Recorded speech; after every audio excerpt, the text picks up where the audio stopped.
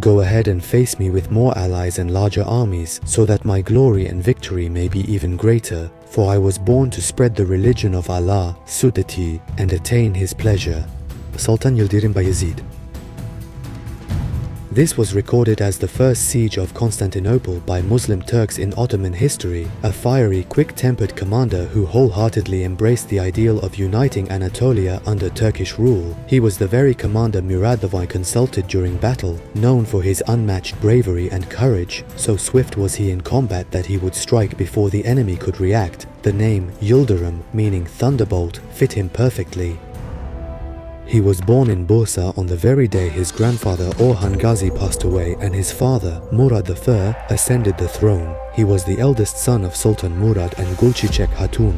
His education was of great importance from an early age. His primary teachers included renowned scholars of the time, such as Bursa Judge Koka Mahmud, Chief Military Judge Chandarlı Halil, Karamanlı Molla Rustem, and Molla Fenari. He received training in military strategy, secrecy, and army command from the leading commanders of the empire. His father raised him as a warrior who would spread the true religion of Islam and glorify the Ottoman banners. He was extraordinarily brave, joining battles even in his youth. In every campaign, he became a symbol of strength, courage, and determination, both for his army and the commanders around him.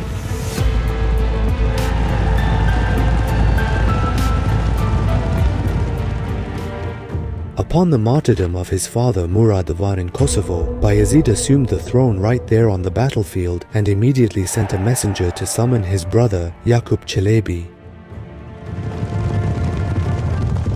Yakup Çelebi, who was still pursuing the fleeing enemy and unaware of his father's martyrdom, returned thinking the summons had come from his father. When he arrived at the headquarters, he was immediately strangled by Bayezid's order.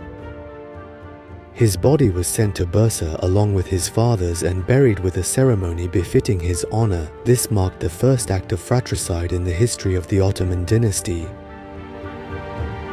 There were many speculations about why Yildirim Bayezid ordered the execution of his brother. 4 years earlier, their brother Prince Savcı had rebelled against their father, Sultan Murad, and paid for it with his life. Now there was no guarantee that Yakup Çelebi wouldn't do the same. The soldiers deeply respected and obeyed Yakup. If he were to attack Bayezid's forces with the troops under his command, it could lead to civil conflict within the Ottoman army. This could have resulted in a total collapse against the Crusader alliance and the loss of all Rumelian territories. It was an extremely difficult decision, but one that could potentially save the lives of hundreds of thousands of innocent people. Although Yildirim Bayezid was initially against the idea of killing his brother, he was eventually persuaded by the council of the statesmen of the time. Even so, the decision weighed heavily on him.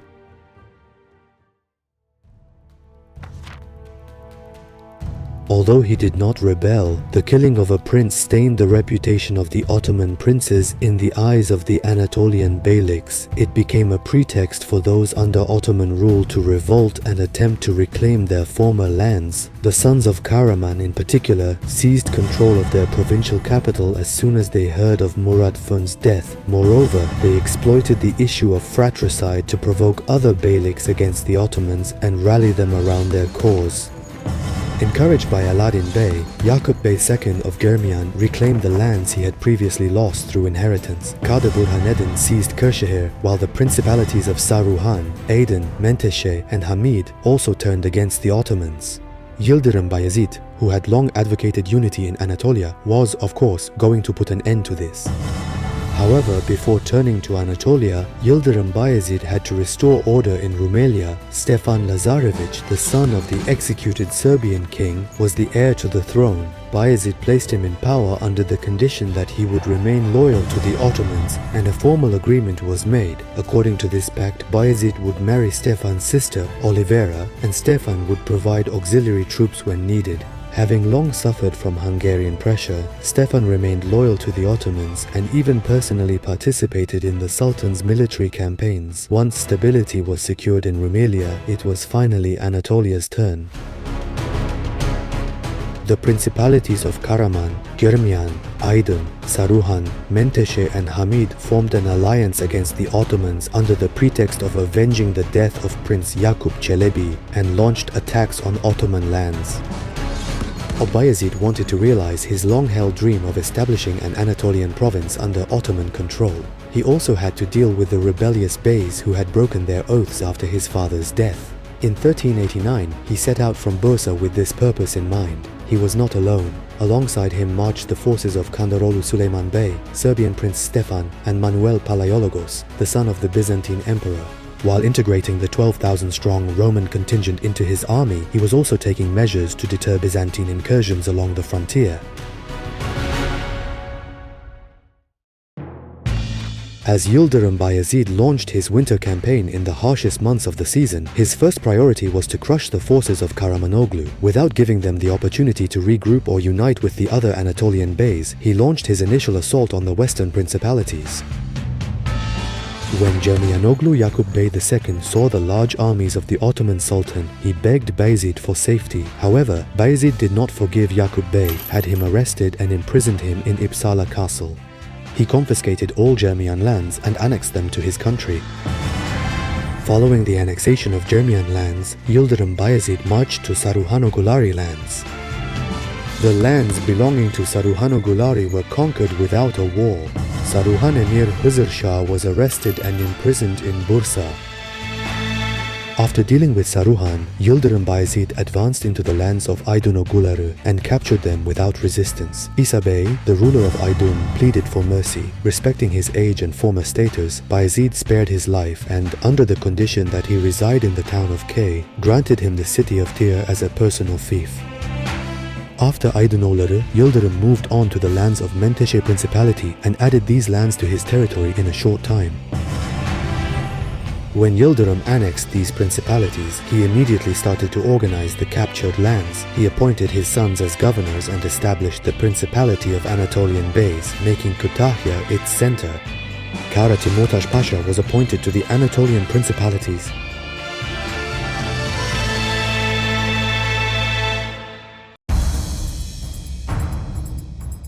After completing the annexation of the principalities of Germian, Saruhan, Aydın and Menteşe, Yıldırım Bayezid marched against the sons of Hamid in 1390.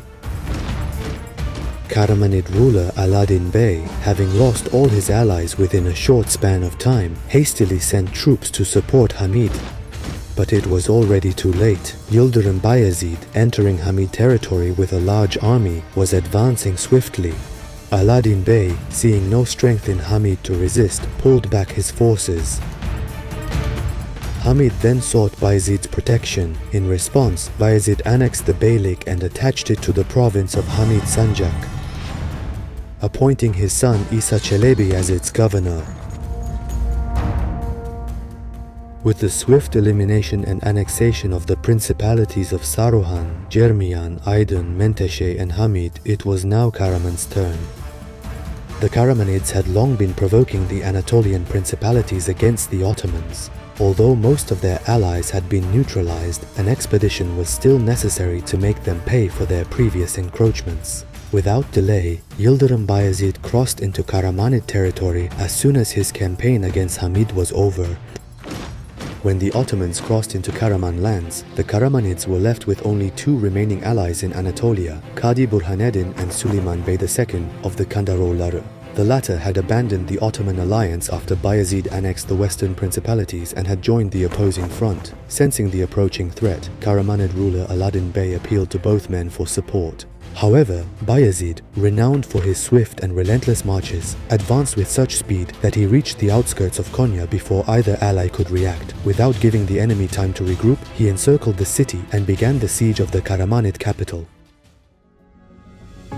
It was harvest season, but the fields lay outside the castle. The people, too fearful to leave the fortress, could not access their crops. Yıldırım Bayezid issued a strict command forbidding his soldiers from touching any of the harvest. Town criers announced that anyone who dared steal or damage even a single grain would face the harshest penalties. The decree was heard throughout the camp. Not a single Ottoman soldier laid a hand on the people's crops.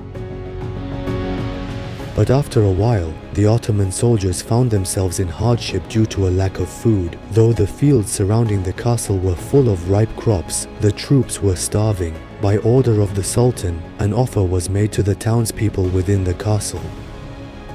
Your crops lie in the open fields, devoured by birds from the sky and insects from the earth. Why not come and sell them to us at any price you see fit, so that both sides may share in the blessings of Allah, SWT. The townspeople were astonished by the news. They had assumed that the Ottoman soldiers had already looted their harvest. But when they learned of the Sultan's edict, they felt deep gratitude and admiration. They praised the Sultan's justice and the discipline of his army. Under protection, they safely emerged from the castle, gathered their crops, and began selling them to the troops. Upon witnessing the Sultan's fairness, the people of Konya wished to submit to Ottoman rule. Realizing this, Aladdin Bey, weakened and in despair, retreated into the castle and awaited his end. Hoping to save his city, Aladdin Bey wrote to the Sultan, declaring his submission to the imperial edict and begging for pardon for his past transgressions. He also promised not to defy the Sultan again and asked to retain a few castles and towns in return for his loyalty.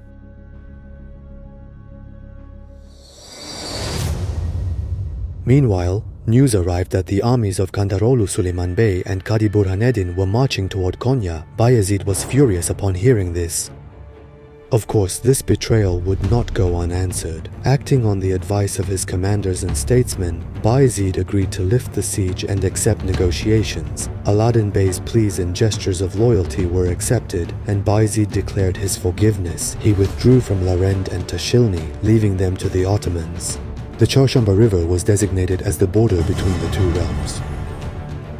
Before returning to Bursa, Yıldırım Bayezid intended to punish Süleyman Bey for his treachery. However, considering that his army had been on campaign for nearly 2 years and was weary, he postponed the expedition to the following year.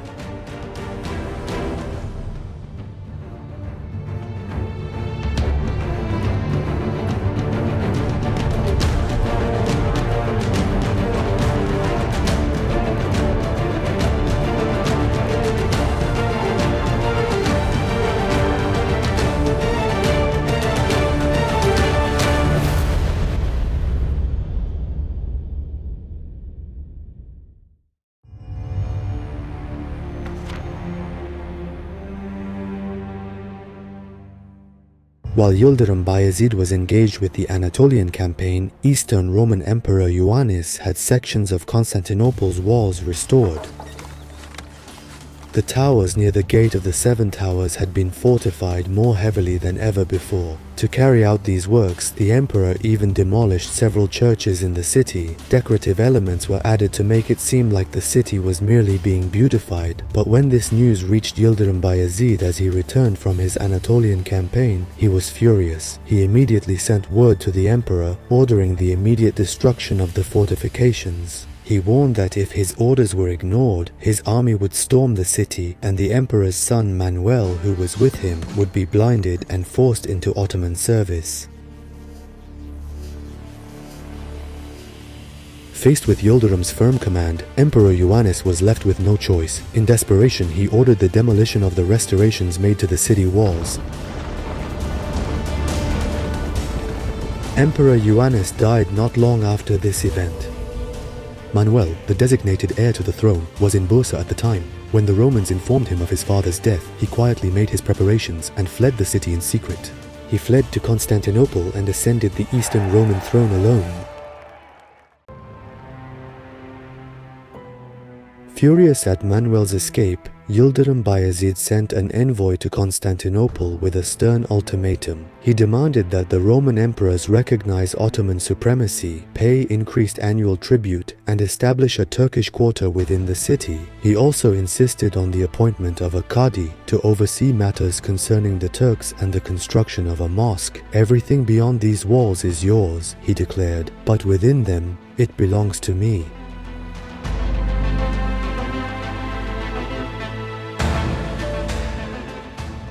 Trusting in the strength of the city walls and the support of Europe, the new Emperor Manuel refused Yıldırım Bayezid's terms. In response, Bayezid ordered the siege of Constantinople.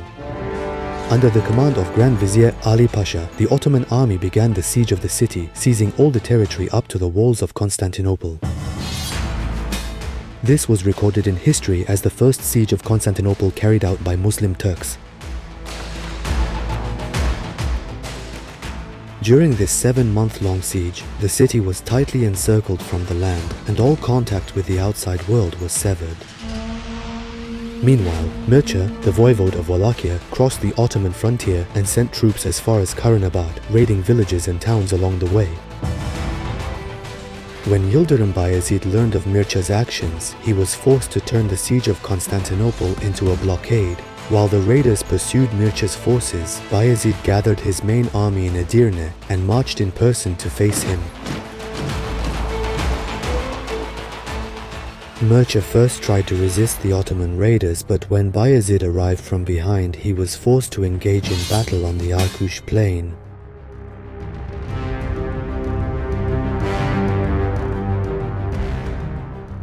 In this battle, Bayezid secured a decisive victory, dispersing Mircea's forces and taking him captive. The spoils and prisoners were returned to Ottoman control. Mircea was imprisoned in Bursa Castle. His transgression came at a high price. After being held there for a while, he pledged allegiance to the Ottomans, agreed to pay tribute, and committed to sending troops against the Hungarians who also laid claim to Wallachia. Following this, he was allowed to return to his land, and yet another Balkan principality came under Ottoman influence.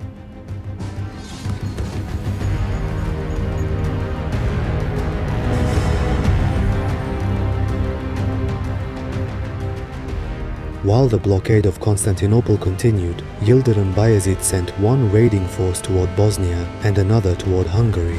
The situation grew desperate for Emperor Manuel, who was trapped inside the city.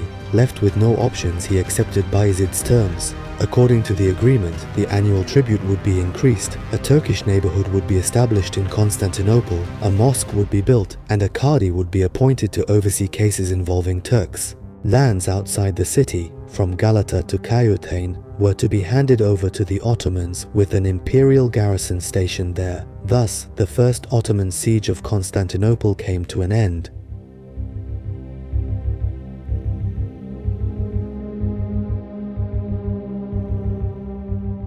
During Mircea's imprisonment in Bursa, it was discovered that Süleyman Bey of the Kandaroğulları had allied with Qadi Burhaneddin and encroached upon Ottoman lands. Yildirim Bayezid had originally planned to confront him before launching his first Anatolian campaign. Süleyman Bey, who had once been an ally, now feared sharing the fate of other Anatolian beys and turned toward Qadi Burhaneddin of Sivas. Meanwhile, rumors spread that the deposed beys of Aydın Saruhan and Menteşe had taken refuge in Castamonu. The city had become a rallying point for Bayezid's enemies. It was time to make Süleyman Bey answer for his betrayal.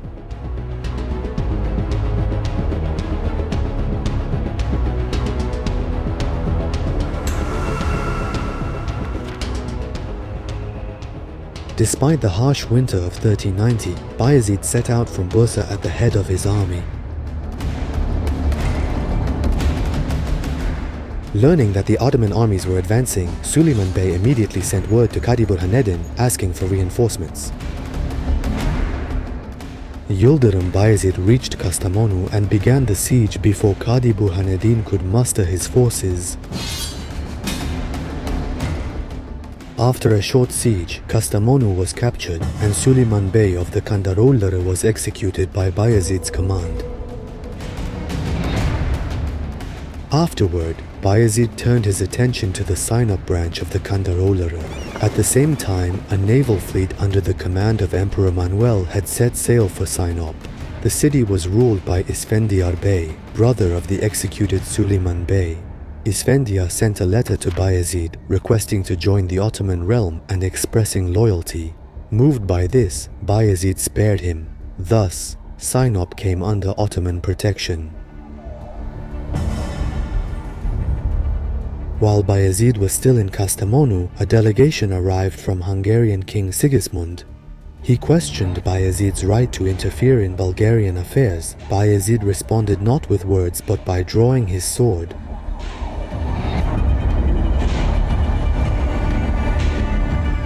In response, Sigismund launched a campaign to reclaim Bulgaria from the Ottomans. Following Yildirim Bayezid's capture of Castamonu, the Beys under the influence of Kadi Burhaneddin around Yeşilyurt also recognized Ottoman supremacy. These Beys had long despised Kadi Burhaneddin, and this shift shattered his authority in the region. Meanwhile, news came from Rumelia. Hungarian King Sigismund had besieged and taken the fortress of Nicopolis. Upon hearing this, Yildirim Bayezid entrusted the command of the Anatolian armies to his son, Prince Ertuğrul, and swiftly marched toward Nicopolis with the Rumelian forces. At the same time, Kadi Burhaneddin advanced to the region around Çorum with his army and issued a direct challenge to the Ottomans. Prince Ertuğrul, Sancak Bey of Karesi and Aydın, boldly marched toward Kadi Burhaneddin with the troops under his command.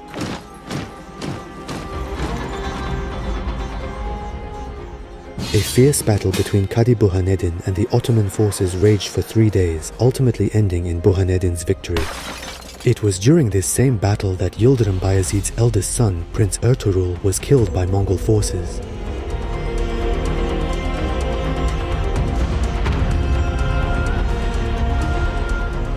The victory at Kirk greatly expanded Kadi Burhaneddin's influence in Anatolia. Not satisfied with this, he ordered Mongol units under his command to raid Ottoman lands. Cities such as Ankara, Kalecik, Iskilip and Sivrihisar were plundered by Mongol raiders.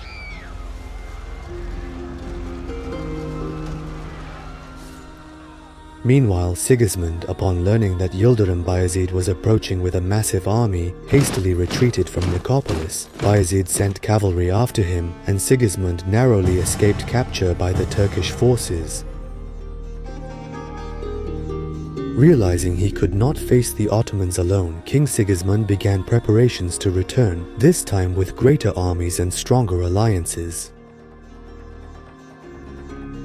Meanwhile, Yildirim Bayezid learned that his eldest son and heir to the throne, Prince Ertuğrul, had been killed by Kadi Burhaneddin during the Battle of 40 Slices, and that Ottoman towns and villages had been ravaged by Mongol raiders. The news filled Bayezid with deep sorrow and fury. Determined to avenge both his son and his people, he set out for Anatolia with his army.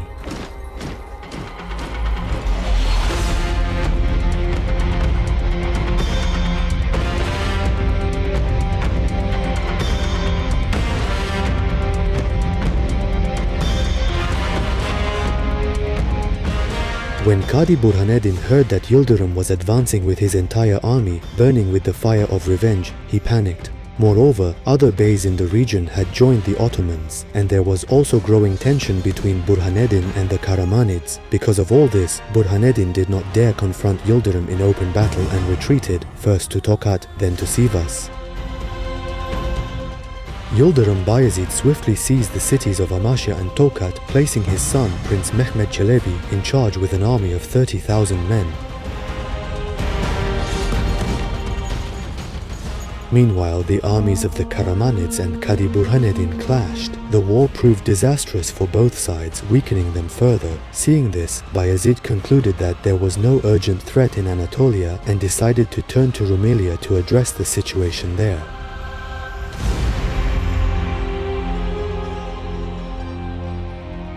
Since the first siege of Constantinople, Emperor Manuel had neglected the promises he had made to the Sultan. He had taken no action and was now preparing to defend his city with French military support.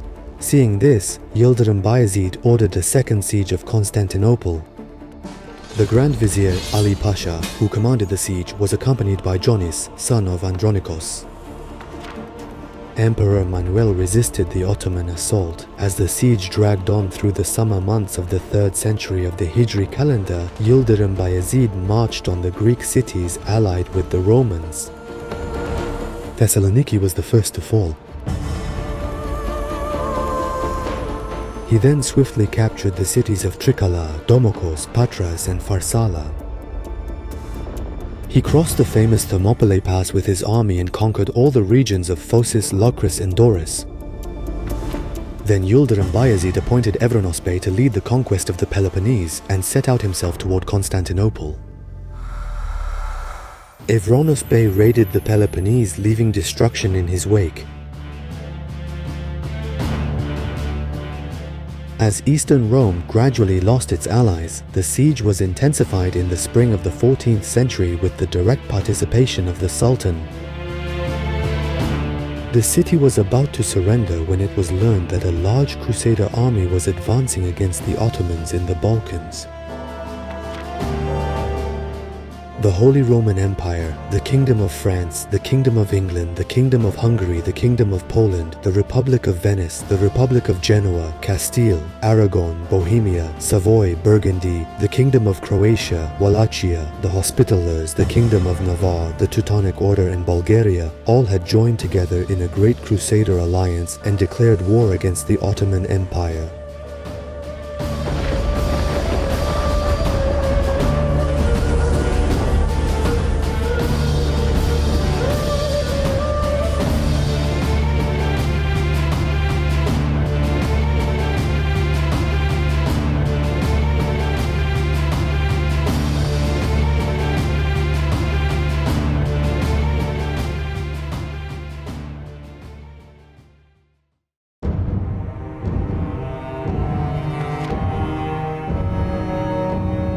After the Ottomans won the Battle of Kosovo, the Hungarians remained the only significant force opposing them in the Balkans. When Bulgaria was conquered and Serbia came under Ottoman protection, the Turkish frontier reached the borders of Hungary. The Ottoman Empire's expansion and growing strength, particularly after the subjugation of the Anatolian principalities, deeply alarmed the Hungarians. King Sigismund of Hungary was well aware that the ever-expanding Ottomans, who seized new land in Rumelia day by day, would eventually march upon Hungary. Unless decisive action was taken and Christendom stood united, Hungary would soon share the fate of Bulgaria and Serbia. It was necessary not only to halt the Turks but also to drive them out of Europe entirely, and no one but the united Crusader forces could accomplish this. With this in mind, King Sigismund of Hungary dispatched envoys across Europe, summoning warriors to join the crusade he was preparing to launch. The Pope became one of Sigismund's strongest supporters. He preached in favor of the crusade across many regions. Meanwhile, the emperors in Constantinople had long been asking Europe for help. When the city was besieged, Emperor Manuel pledged to join the crusade himself, strengthening Sigismund's position even further. The widespread support Sigismund received, especially from France, played a key role in accelerating the formation of the Crusader army. Almost everywhere he applied for assistance, he was met with a favorable response. The Holy Roman Empire, the Kingdom of France, the Kingdom of England, Kingdom of Hungary, Kingdom of Poland, Republic of Venice, Republic of Genoa, Castile, Aragon, Bohemia, Savoy, Burgundy, Kingdom of Croatia, Wallachia, the Hospitallers, Kingdom of Navarre, Teutons, the Bulgarians and all Christian states pledged their support to this Crusader alliance. Crusader spirit still alive was now rekindled.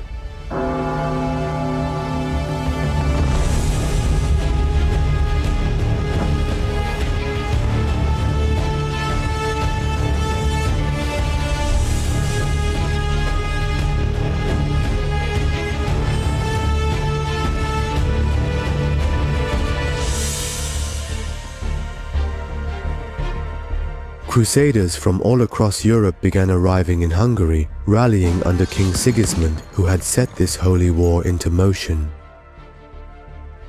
According to Western sources, the Crusader army that gathered in Buda had reached 120,000 men. When Mircea, the voivode of Wallachia, who had been waiting for an opportunity to break free from Ottoman protection, announced that he would join the campaign with 10,000 men, the number of the Crusader army swelled immensely. Fueled by their overwhelming numbers and visions of driving the Turks out of Europe, the Crusaders advanced in two great columns. Led by King Sigismund of Hungary, the main Crusader force advanced into Serbia, crossed the Danube Valley and set its sights on Nicopolis. On the way, the Crusaders, true to their old habits, mercilessly slaughtered defenseless civilians and the prisoners they had taken. The French, led by John the Fearless, Count of Nevers, set out from Buda and marched through Transylvania to reach Wallachia. Here they met Mircea, the voivode of Wallachia, and joined forces with other Crusader troops at Nicopolis. In early September 1396, the Crusaders arrived at the gates of Nicopolis and laid siege to the city. The Hungarian king Sigismund addressed the Christian warriors, made up of renowned knights, royal princes, and elite soldiers, with this declaration: "Whether Sultan Bayezid comes or not, this summer we shall pass through Armenia, enter Syria, and seize the gates of Beirut from the Arabs. We will take Jerusalem, and the Holy Lands will be ours. Should the Sultan come with his entire army, we shall meet him on the battlefield. To die in battle is to attain the grace of God."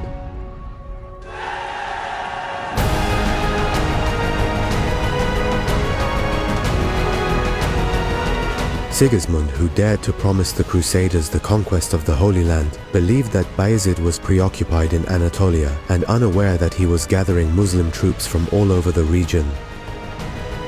When Bayezid learned of the Christian army's movements under Sigismund, he lifted the siege of Constantinople and immediately ordered his Anatolian and Rumelian forces to assemble in Edirne. He himself marched with an army of 10,000 warriors. While the Anatolian troops under the command of Kara Timurtash Pasha and the princes quickly assembled and moved toward Rumelia, the Rumelian soldiers were pouring into Edirne.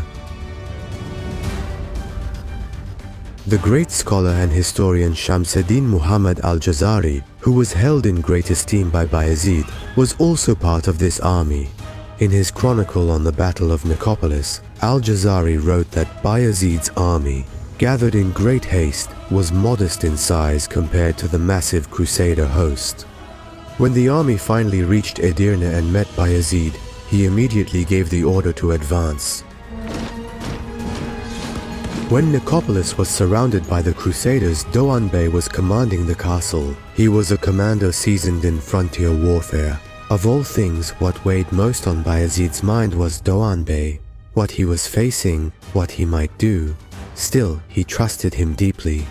Still, he feared that Doğan Bey, cut off and outnumbered, might falter and surrender the fortress. For days, he had heard no word. The silence gnawed at him. Because the enemy's strength was overwhelmingly disproportionate by any standard, and without assistance, the castle was not expected to endure for long. For all these reasons, it was imperative to send a messenger to Doğan Bey. Evrenuz Bey, sent with a group of raiders on reconnaissance, brought back news that the castle was completely surrounded by a massive army. It seemed nearly impossible to break through the enemy lines and reach the castle. Meanwhile, the Ottoman army had moved to within 10 kilometers of Nicopolis and had established a camp.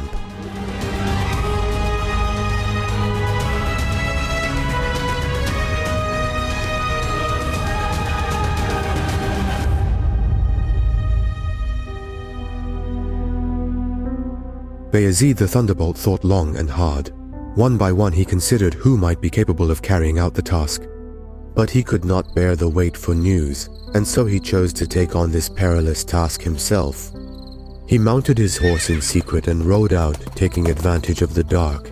Gliding through known paths and slipping past the enemy lines, he finally reached the castle walls. "Bredowan, Bredowan," he called. From within the castle, Doğan Bey, on alert, heard the voice and recognized it as the Sultan's. But he could hardly believe his ears. What was His Majesty doing here? But the same voice rang out again, "Bredowan." Overcome with joy, Doğan Bey leapt onto the bastion. He had been under siege for days. He hadn't been able to send word, nor had he received any. Instantly, he bent down from the bastion to salute the Sultan. Then, under the moonlit sky, he recognized Bayezid Khan atop his horse, like a statue of triumph. His excited voice pierced the silence of the night. "Here you are, Your Majesty." "Bredowan, how are you holding up?" Doğan Bey reported that the enemy had been assaulting the castle for a week from both the river and land, but the veterans, trusting their sultan's arrival, had held out. The castle was still secure and the supplies abundant. At last Bayezid Khan spoke. "Hold on, even we have arrived." Then, without another word, he turned and rode into the darkness. Meanwhile, the Crusaders had heard the voices and pursued Bayezid the Thunderbolt with a detachment of cavalry. But before they could get closer, Bayezid the Thunderbolt Khan had disappeared.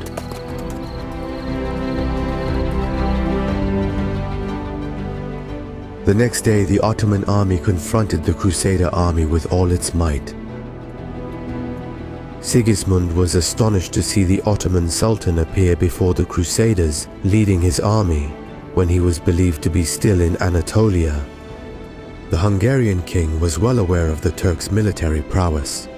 The Turks were not the kind of people who could be scared away from the battlefield with 1 or 2 cavalry charges. Therefore, he asked all the commanders, especially John the Fearless, to consult with him. At the Council of War, Sigismund first proposed a reconnaissance to assess the strength of the Turks and gauge Bayezid's true intentions. He proposed sending in the Wallachian and Hungarian infantry first to absorb Bayezid's initial assault, while the knightly cavalry would charge later to deliver the decisive blow and secure victory. But the knights strongly objected to this idea of the Hungarian king. Jan the Fearless, the 22-year-old commander of the French knights, and Marshal Boucicaut insisted on joining the battle first, claiming that Sigismund was trying to deny the French the glory of defeating the Turks. Yielding to pressure from the Western European knights, chiefly the French, Sigismund was forced to abandon his plan and bow to their demands. On the morning of September 25, 1396, when the Crusader army of 130,000 men gathered from all over Europe and the Ottoman army of half that number faced each other, the order of battle of the Ottoman army was as follows. The first line was manned by Azap troops consisting of light infantry under the command of Saruka Pasha. On the right flank was Prince Suleiman Çelebi at the head of the Rumeli cavalry. On the left flank was Kara Timurtaş Pasha at the head of the Anatolian cavalry, and in the center were the Janissaries and Anatolian infantry. Further back, hidden, were the Ottoman mounted Janissaries and reserves. Unlike the Ottoman formation, which relied on cavalry for the decisive blow, the Crusader army placed its hopes on its infantry. Even so, its first line was formed by French, English, and German mounted knights. In the center of the second line, Sigismund led the Hungarian, Bohemian, Rhodian, and Polish troops, with the Croats under Stefan Laskovic on his right, and the Vlachs under Mircea, the Wallachian voivode, on his left. In the rear, the reserve forces were backed up against the fortress of Nicopolis and the Danube.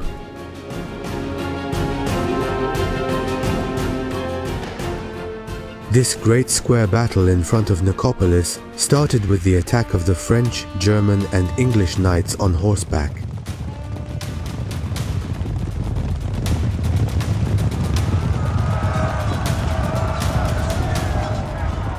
In the face of the sudden attack of the knights, Ottoman light infantry soldiers suffered considerable casualties. The Azabs were slashed by the swords of the armored knights and began to retreat while suffering casualties. As the battle seemed to turn against the Ottomans, the knights, believing victory was at hand, surged forward with renewed fervor. Following the battle very closely, Bayezid the Thunderbolt ordered the second line behind the Azabs to retreat to the flanks.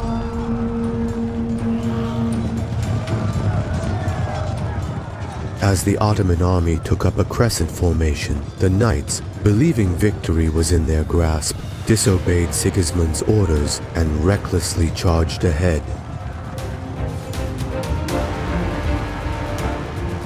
Fueled by the hunger for victory, the knights surged over the hill, only to come face to face with Bayezid's hidden third line. Another danger was the stakes at the bottom of the hill. As the horsemen rode down the slope towards the stakes, they were pressed by the horsemen coming from behind and could not stop, so they rode fast towards these stakes. Suddenly, the knights on horseback, finding themselves between the stakes, were forced to dismount.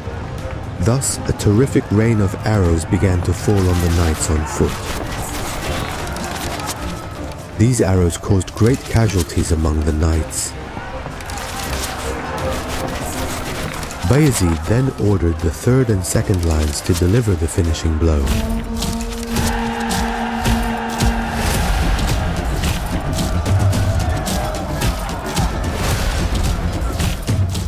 Pinned down on all sides, the knights of Western Europe suffered enormous losses. At that moment, Sigismund, watching from the Crusader camp, was unaware of the knights' grim fate on the hillside. To offer support and assess the situation, he dispatched a cavalry unit from the center.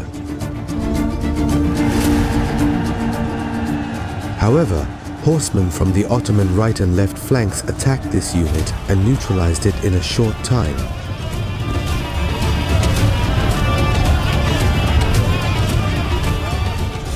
Within just 3 hours of battle, many knights had been slain and countless others taken prisoner. This caused panic in the Crusader camp.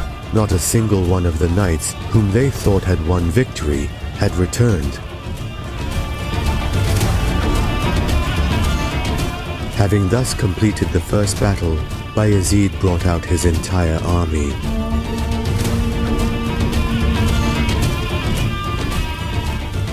When the Crusaders saw that the Ottoman army had emerged victorious against the knights, and that their numbers had even increased, they were terrified. Bayezid the Thunderbolt led the entire army, including the reserves, on the offensive to deliver the finishing blow.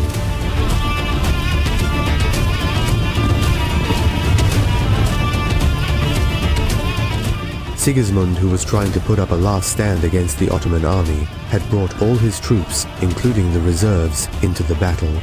But the Ottomans had the psychological advantage.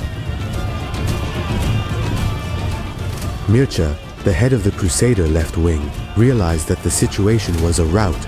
Not wanting to lose any more soldiers, he immediately left the battlefield with his army. Seeing the Vlachs retreat from the battlefield, the morale of the other troops was shattered. When the defeat of the Crusader army became obvious, Laskovic, the commander of the right wing, withdrew from the battlefield with his army. These and the rest of the forces that escaped were either killed or captured. Most of the Hungarians who tried to retreat drowned in the Danube. The Hungarian King Sigismund was saved by the efforts of the German nobles in his entourage.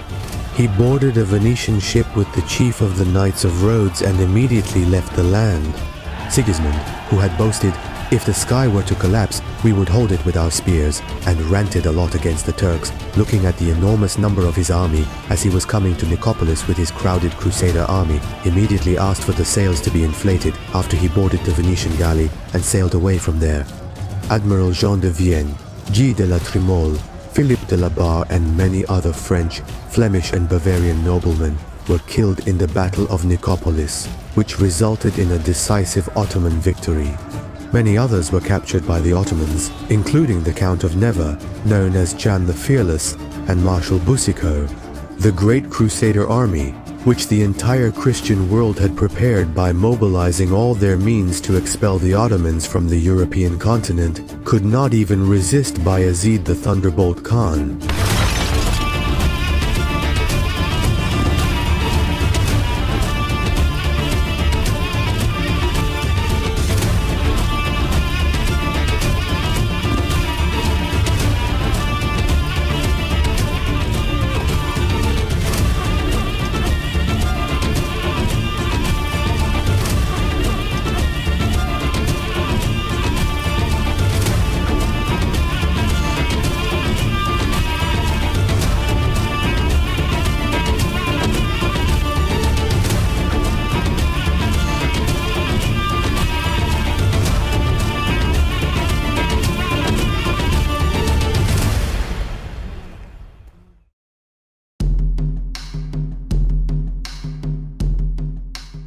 Bayezid the Thunderbolt spared the lives of the noble captives and informed them that they could be freed by paying a ransom.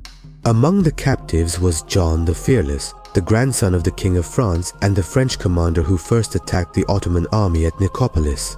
Jan the Fearless, who had met the Turks for the first time at the Battle of Nicopolis, had sworn, "If I am saved, I will never fight the Turks again."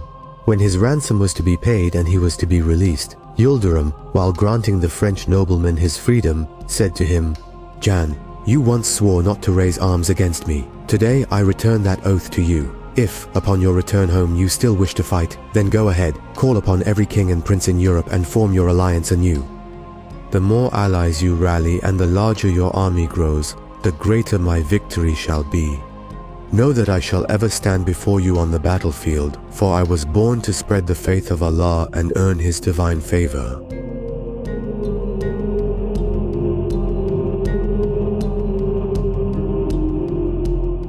Following the victory at Nicopolis, Yildirim Bayezid returned to Edirne. On the one hand, he sent raiders against Mircea, the Wallachian voivode who had betrayed him, and on the other hand, he sent one raiding force against Albania, another against Vidin, and another against Hungary. As a result of these campaigns, Vidin was captured and the Bulgarian kingdom was completely ended. Albania was annexed to the Ottoman Empire. The raiders who went to Hungary captured many spoils and prisoners. Meanwhile, some European governments, fearing that the Turks had launched an invasion of Central Europe, fell into panic.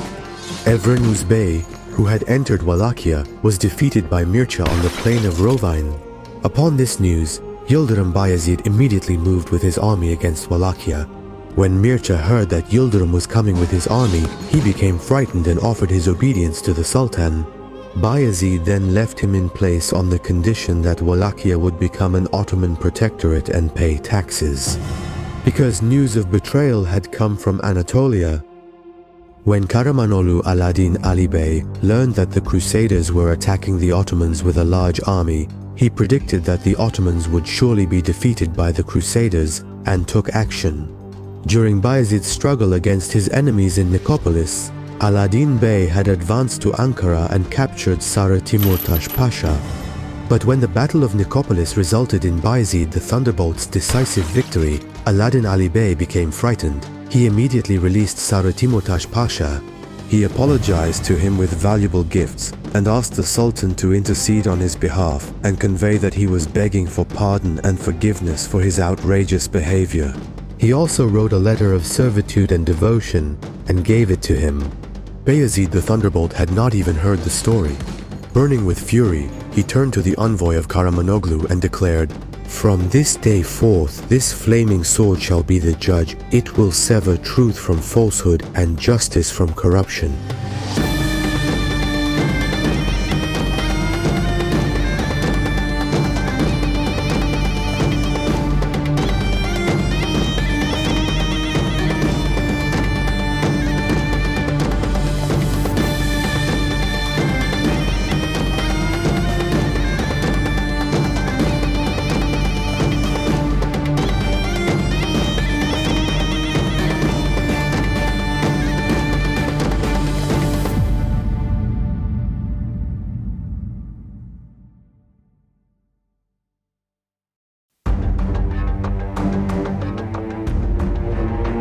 It was a major mistake for Alaaddin Bey, the son of Karaman, to join the Ottomans despite having been defeated in his wars with Kağdabuhanedin and being in such a dire situation that he had already lost the city of Aksaray to him. Yildirim Bayezid would not forgive this betrayal. The German historian Schildberger, who was taken prisoner at the Battle of Nicopolis, later served in Yildirim Bayezid's army. In his travelogue, he recorded that Bayezid marched on Karaman with an army of 150,000 men. Faced with this situation, Alaaddin Ali Bey, the son of Karaman, mobilized with all his might to resist Bayezid.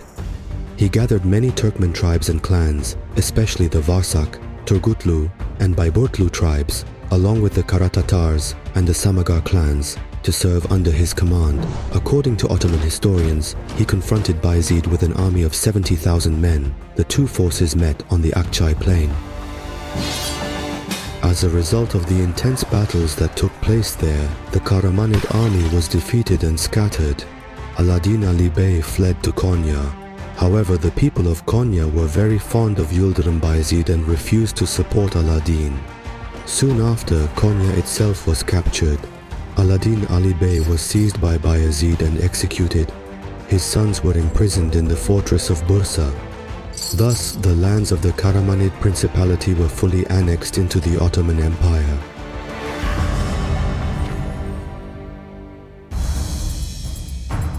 While these events were unfolding in Karaman, Kadı Burhanedin's realm was also thrown into turmoil by an emerging threat from the east. Kadı Burhanedin, who had proclaimed sovereignty over the remnants of the Eretnid state, ruled independently for 18 years. During this period, he had to face powerful rivals, including the Ottomans and the Karamanids. Kadı Burhanedin also had to wage battles against the Mamluks of Egypt and the Akoyunlu. It was around this time, while Yıldırım Bayezid was advancing toward Karaman, that Kadı Burhanedin had a falling out with the Akoyunlu ruler, Karayülük Osman Bey. Near Karabel, close to Divriği, Kadı Burhanedin was defeated and captured by the Akoyunlu.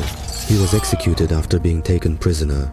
Osman Bey then marched to Sivas, the capital of Kadı Burhanedin's principality.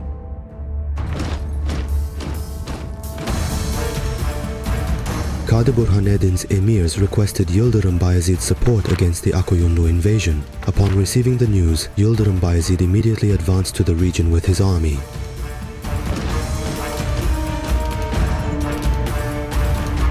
Karayülük Osman and Yıldırım Bayezid came face to face near Sivas. This battle ended in a decisive victory for the Ottomans. The Akoyunlu army was routed and retreated to their lands. As a result, the central city of Sivas and the surrounding territories formerly under Kadı Burhanedin's rule were annexed into the Ottoman Empire. After appointing his eldest son Şehzade Süleyman as governor of Sivas, Yıldırım Bayezid integrated the remaining troops and commanders from Kadı Burhanedin's dissolved administration into his own army. Around this time, the famous Karatatar cavalry also entered Ottoman service. The Ottoman Empire had now expanded its control over more than half of Anatolia, drawing the attention of the Mamluks. Mamluk Sultan Berkuk began to worry about this growing power.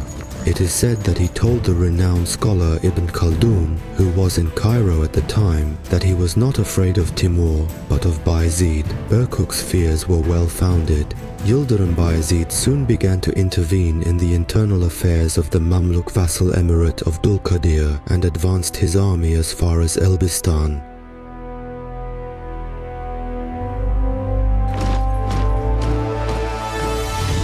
Around this time, Mamluk Sultan Berkuk died and was succeeded by his young son Faraj.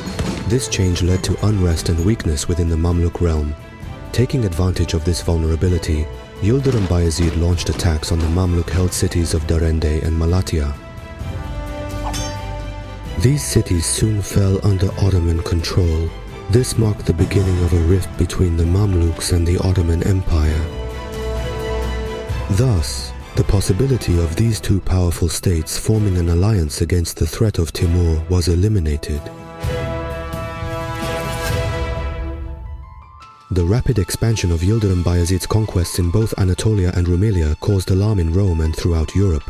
It was feared that after capturing Istanbul, he would turn his attention to the remnants of the fallen Roman Empire.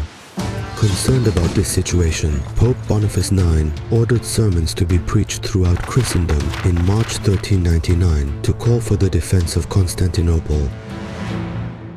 However, not much attention was paid to the Pope's sermons at first. This was because the Battle of Nicopolis had only recently taken place. Most of the monarchs in Europe preferred to deal with their own affairs. Yet the Genoese and the Venetians were sensitive to the Pope's calls. Since their trade interests were tied to Constantinople, its fall would have been a disaster for them.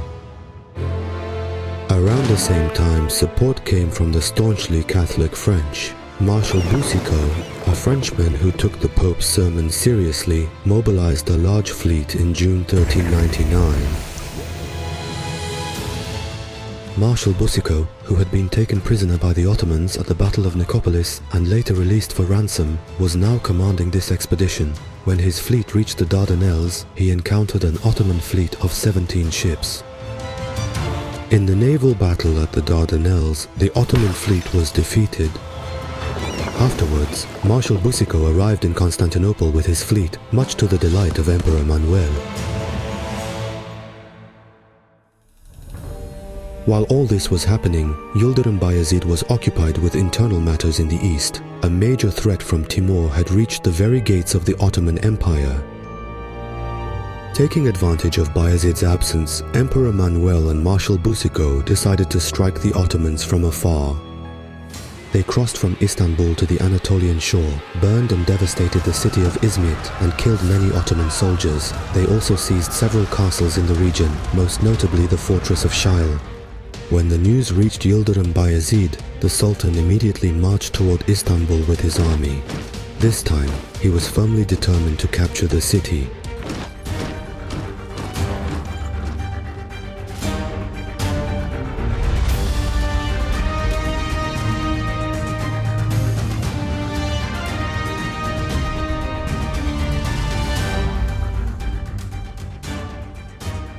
Thus, in the spring of 1400, Istanbul was besieged for the fourth time. In this final siege, the city was under such pressure that it became clear its fall was imminent. During this intense siege, some starving residents of Constantinople descended the walls by rope and surrendered to the Ottomans. The city's ruler was powerless. His treasury was empty. Rome was about to fall to the Ottomans like a ripe fruit. Yıldırım Bayezid was on the verge of claiming the title of conqueror of Constantinople when news arrived that Emir Timur had invaded Ottoman lands and razed the city of Sivas. With the largest army in the east, Timur was advancing on the Ottomans, leaving a trail of fire across Anatolia.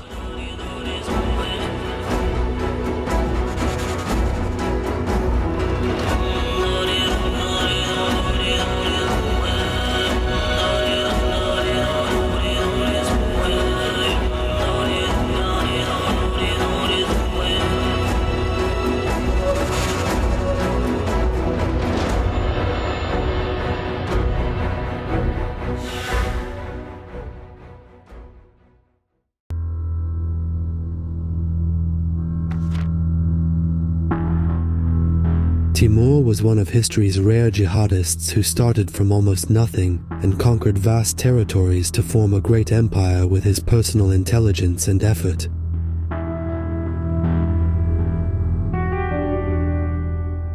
Timur was born and spent his early childhood years with his father Turagay, the chief of the Barlas tribe. Transoxiana was under the rule of the Chagatai Khanate, which was in its decline. A man from the Barlas tribe, Kazgan, like Timur, had become governor of Samarkand after many struggles. Timur's first foray into a life of struggle began when he was initiated into Kazgan, a member of his own tribe. Sensing the abilities in Timur, Kazgan put him in charge of his own armies. Timur served successfully in Emir Kazgan's army. After a while, when Kazgan was ambushed and killed, unrest broke out around Samarkand. Chagatai ruler Tuklul Timur Khan, who came to the region to suppress these disturbances, met Timur here. Timur introduced himself to the sovereign and gained his trust and joined the sovereign's commanders. At this time, after increasing his influence and strengthening his position, he rebelled against the Chagatai Khan. During this rebellion, Timur had many adventures and dangers. He fought many battles with the Mongols and won victories. Finally, after proving his might to the people around him, he was declared the ruler by being seated on white felt, according to the ancient Turkmen tradition, as a result of the Chagatai emirs joining him. In this way, the Chagatai state collapsed and a new state named Timur was established in its place.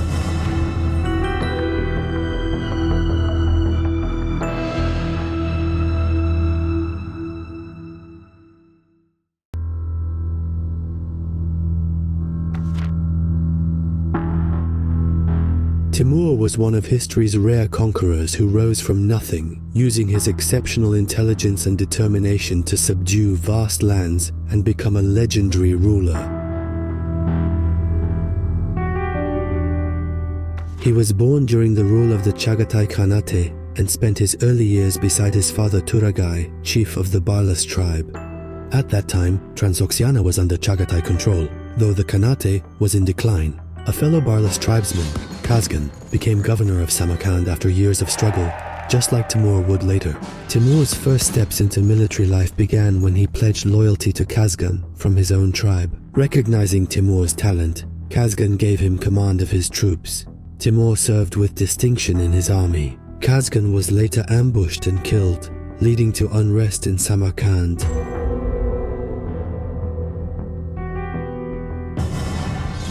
To restore order, Chagatai ruler Tughluq Timur Khan arrived. This is when he first met Timur. Timur introduced himself to the Khan, earned his trust, and joined the ranks of his commanders. Over time, Timur expanded his influence and eventually rose in rebellion against the Chagatai Khan. During this revolt, he faced countless dangers and fought many battles, especially against the Mongols, emerging victorious. After proving his strength, and with support from the Chagatai emirs, Timur was proclaimed sovereign, seated upon Whitefeld in accordance with ancient Turkmen tradition. Thus, the Chagatai state collapsed, and a new state was founded in its place under Timur's name.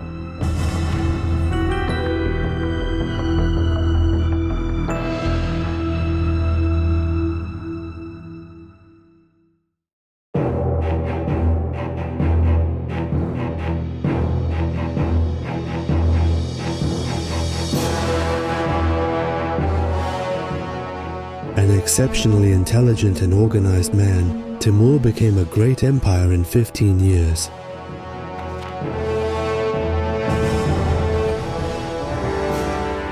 Timur launched two major campaigns against the Golden Horde Khanate, shattering it completely. More than 100,000 people were killed in these battles. Toktamish Khan, the ruler of the Golden Horde, fled to the northern forests.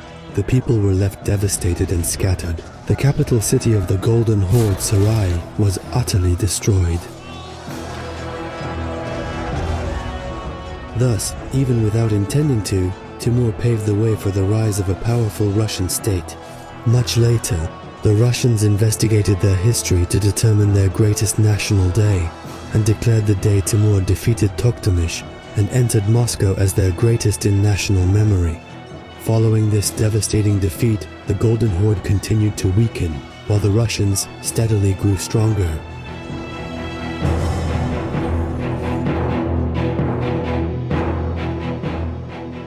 After the Golden Horde campaign, Timur turned his sights on conquering Iran. At that time, with the collapse of the Ilkhanid state, several dynasties had risen in Iran.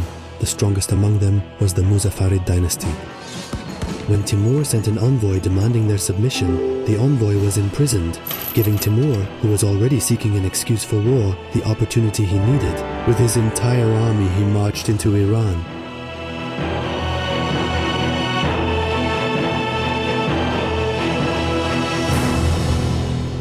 The uprising against Timur in Isfahan drove Jahangir into a furious rage. He ordered a massacre and commanded every soldier to bring back an Iranian head. That day, 70,000 Iranians were killed. The horrific fate of Isfahan terrified other Iranian cities. As a result, within 7 years, Iran came entirely under Timur's influence.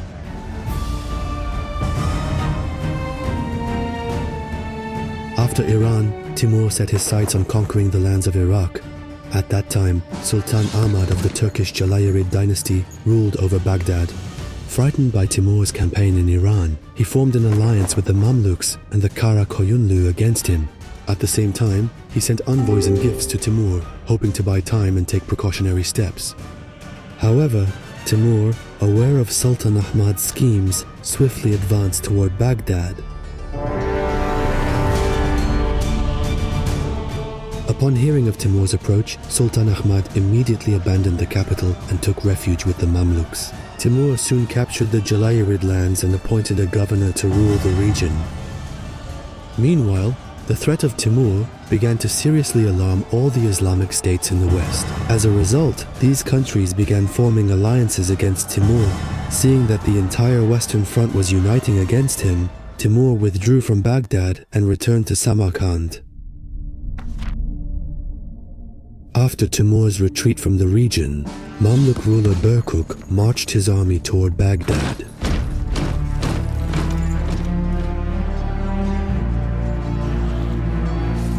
He defeated Timur's governor in the area and reinstated Sultan Ahmad as ruler of his country. Timur intended to take revenge on the Mamluks, but he was forced to go on a campaign to India.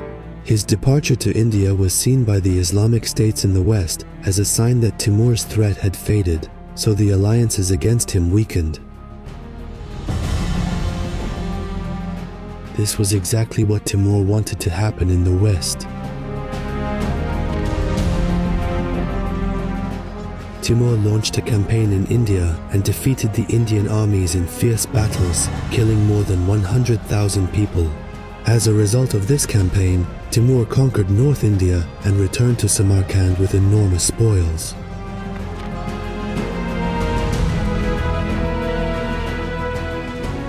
That same year, the death of the Mamluk Sultan Berkuk created a power vacuum in the Mamluk administration.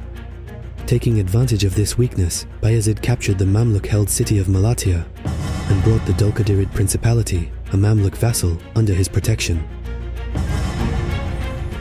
Thus, forming an alliance between the Mamluks and the Ottomans against Timur became impossible. This was a major mistake on the part of Bayezid the Thunderbolt.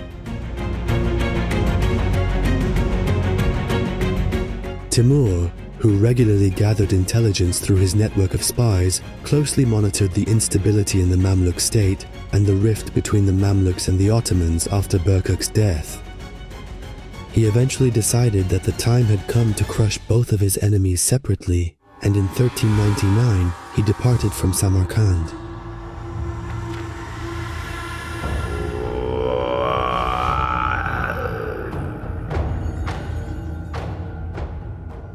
When Sultan Ahmad and Kara Yusuf, ruler of the Kara Koyunlu, heard that Timur was advancing westward with his armies, they understood the campaign was aimed at them. Leaving part of their forces behind, they immediately sought refuge in Mamluk territory. However, the emirs of Aleppo and Hama did not accept these two rulers, so they sought refuge with the Ottoman ruler, Bayezid the Thunderbolt. Bayezid the Thunderbolt took them under his protection and gave Sultan Ahmad the administration of Kütahya and Kara Yusuf the administration of Aksaray. Meanwhile, Timur marched through these regions and advanced as far as Tabriz. He made Tabriz the center of military operations and launched a campaign toward Georgia. After conquering all of Georgia, he descended into the Pasanla region.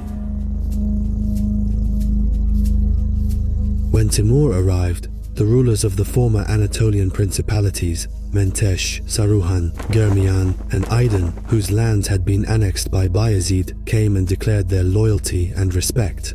They complained about Bayezid the Thunderbolt and tried to provoke Timur against him, requesting the liberation of their lands. Timur said, "O Bays, whether your words be truth or falsehood, I do not know. For he is a Ghazi Khan. He does not oppress without cause, nor would he wrong you if you are without guilt." They said, "O Sultan, you are the Sahib Kiran. The son of Osman is a tyrant. He has left us destitute and seized the throne of our fathers and forefathers. You well know how we have come before you in utter supplication. That realm too is worthy of none but a Khan such as yourself." In addition, anti-Ottoman powers such as Genoa, France, Rome, and Castile were in close contact with Timur in favor of this war. Furthermore, Timur sought to weaken the Ottomans from within by winning over Kara Yuluk Uthman Beg of the Akkoyunlu and Mutahartin, Emir of Erzincan, by making them promises and drawing them to his side.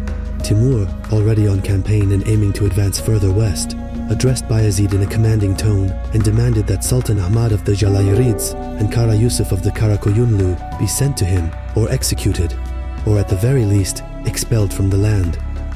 Meanwhile, Bayezid Khan, who was engaged in the siege of Istanbul, received Timur's envoys extremely coldly. He rejected Timur's demands, saying they were unbefitting of royal sovereignty and contrary to the honor of kingship. It is also said that his letter contained severe insults directed at Timur.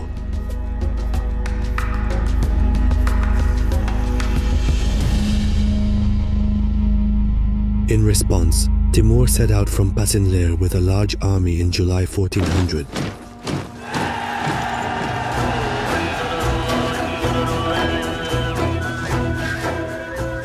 He marched through Erzurum to Erzincan and from there continued to Sivas. Sivas was surrounded on all four sides. When the news reached Bayezid, he was forced to immediately lift the siege of Istanbul. He sent word to his son, Çelebi Mehmed, asking him to come to the aid of Sivas. Çelebi Mehmed and Timurtaş Pasha quickly gathered an army and marched on Sivas. When Timur learned that Çelebi Mehmed was advancing, he dispatched a unit under the command of Cihan Shah to intercept them.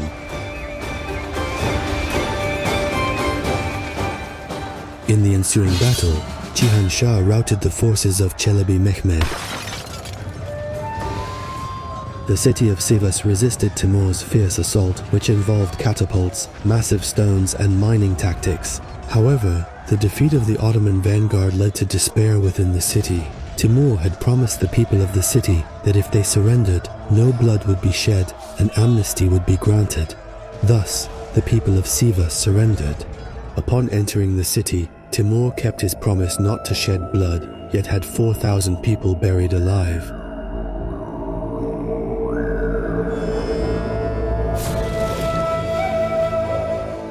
Although the Timurid historian Sharaf al-Din Yazdi claimed that those buried were Armenians, the Chronicle of Nizam al-Din Shami, his own source, contains no such indication.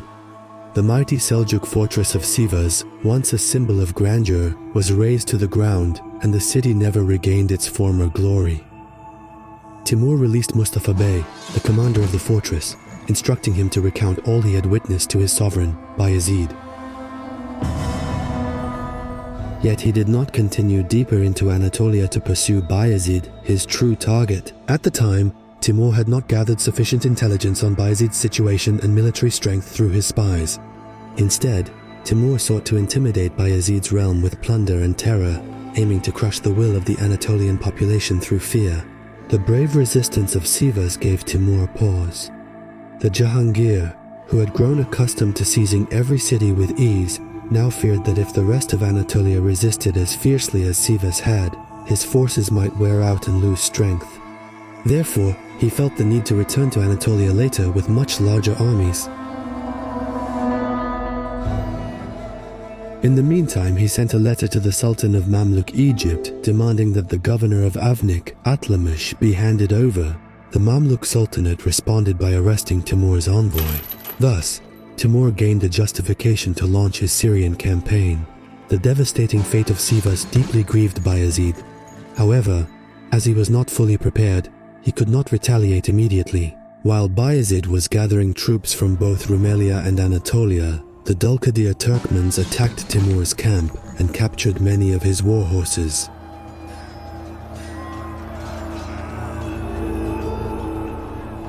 Enraged by this, Timur launched an assault on the land of Dulkadir. The Turkmens fled into the steep mountains to escape Timur's army. In response, Timur ordered the city of Elbistan to be plundered. Then Timur marched onto the city of Malatya, which he captured with little resistance. He took all the Christians in the city as prisoners. He spared the lives of Muslims in exchange for ransom. He then headed toward Aleppo to punish the Mamluk Sultan for what had been done to his envoy. Upon learning of this, Bayezid the Thunderbolt immediately sent an envoy to the Mamluk emirs and proposed forming an alliance to act together against Timur. However, the Mamluks, arguing that Bayezid could not be trusted and that if Timur were defeated, Bayezid might attempt to seize Syria, just as he had previously taken Malatya, rejected the alliance and decided to fight Timur on their own.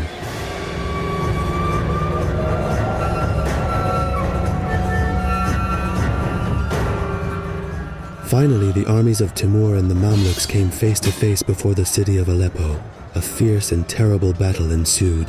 Although the Mamluk army managed to strike a powerful blow against Timur's forces, in the end, it was Timur who emerged victorious. The Mamluk army was forced to retreat, and the city of Aleppo was plundered by Timur's troops. From Aleppo, Timur's army marched straight to Damascus via Hama and Homs.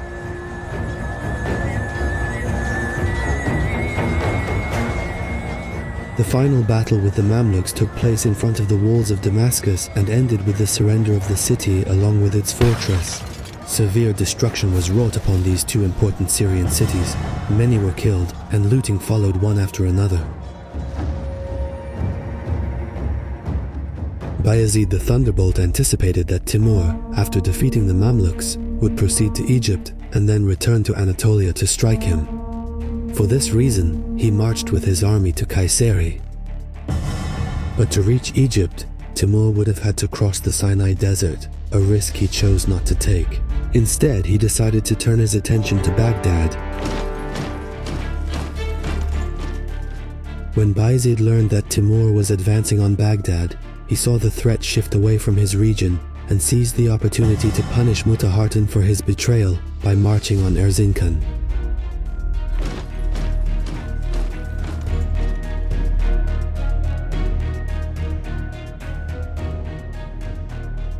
He quickly captured the city.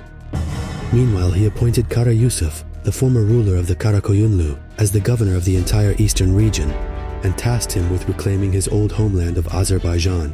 Thus, Kara Yusuf began stirring unrest in eastern Anatolia and Azerbaijan, harassing the forces Timur had left behind. Meanwhile, Timur captured and razed Baghdad. Upon hearing that Kara Yusuf was attacking his troops in Azerbaijan, he immediately moved to Tabriz. When Bayezid the Thunderbolt learned that Timur was moving from Iraq to Azerbaijan, he sent Sultan Ahmad with a large army to retake his capital. Bayezid the Thunderbolt began to wear Timur down through tactical maneuvers. When Timur reached Tabriz, he resolved to fight a final battle against Bayezid the Thunderbolt. But Bayezid the Thunderbolt was not a commander who could be easily defeated. A much larger army was needed to overpower him. So Timur sent word to Samarkand, ordering all of his armies to gather in Tabriz. It would take some time for all the troops to assemble and reach the city. During this period, Timur tried to buy time by writing letters of reconciliation to Bayezid. To His Majesty Bayezid the Valiant, the greatest of the nobles, the just ruler, the one supported by the decree of God, the Almighty King, you portrayed yourself as a jihadist in the path of Allah and deemed me a disbeliever who spilled blood unjustly, a mere novice in the art of war. Know that I have devoted nearly 40 years of my life to jihad. In that time, I have conquered castles and lands, liberating countless cities. And this state of mine is now clearer and more certain than ever. Throughout these struggles, many have submitted to me and sacrificed their lives for our cause. So why do you refrain from serving me and withhold your affection? Besides, I am older than you. Wherever I have gone until now, Alhamdulillah, I have conquered it swiftly. I also captured Sivas in a short time. You besieged Malatya for 4 months and still failed to take it. You had to retreat. And how long has it been since you failed to capture Sinop Castle? Do not fall into arrogance and threats as you did in your letter, and do not speak words that are far from reason. Moreover, I have already understood your situation from the men I captured in Sivas. Therefore, I did not find it appropriate to harm the Muslims or destroy the property and homes of rulers. For this reason, consider it a noble act to send a good reply. This way, you will save your country from ruin. If you return to the path of agreement with us and respond with an apologetic expression, there will be friendship and love between us. In this way, the Frankish infidel will not be given an opportunity, and we will give up Sivas and return. Our intention and inclination is not to weaken you and keep you busy, and thus help the religion of the Kafirs. Our cause is jihadism. Sermons are read in the name of our sultanate and coins are minted. There is no doubt that we are the supreme authority of Muslims. Moreover, it is clear that the Ottoman soldiers were mostly recruited from infidels. Our cause is jihadism. Sermons are read in the name of our sultanate and coins are minted. There is no doubt that we are the supreme authority of Muslims. Our lineage goes back to Ilhani Alishan. If your sincere greeting comes with a letter with good words, there will be softening and love between both sides. Otherwise, when the sword appears, there will be no room for the pen. Wassalam, before and after, and al-khayru ma akhtarahu Allahu zahiran wa batinan.